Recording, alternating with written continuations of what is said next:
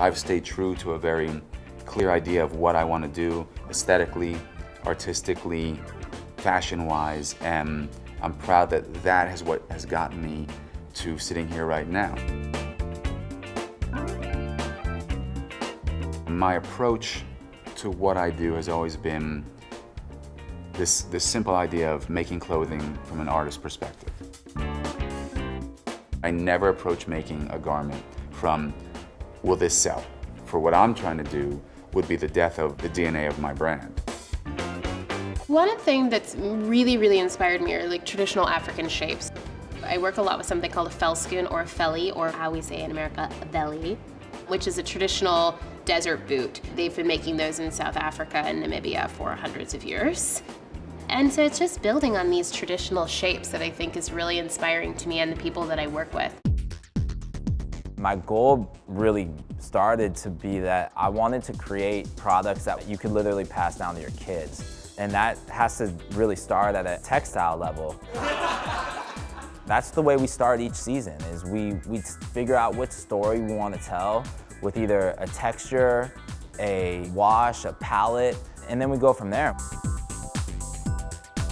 I spent a lot of time asking Joseph what he wanted Altuzarra to be. Joseph really is attracted to and designs for women. And it's really about her confidence, her sexuality, her role in her personal life and her professional life. It's someone who just knows who she is.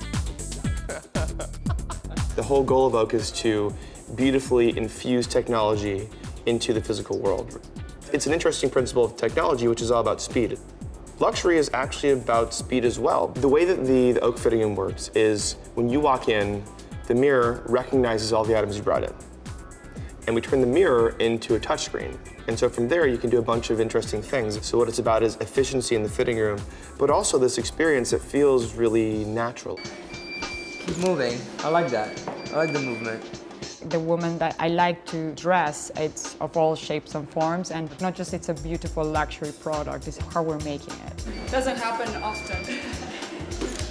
I want my shoes to be classic shoes that are look modern and strong and sexy, but they last. I would describe my work as naive, raw, and smiley. Energy is the most important thing. You can have million and put million in clothes. If you have nothing to say and no heart inside and no energy, it will be nothing.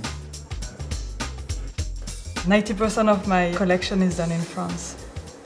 It's important for me to do my collection in France because I work with a lot of artisans and the craft is in France and the level of quality I want is in France.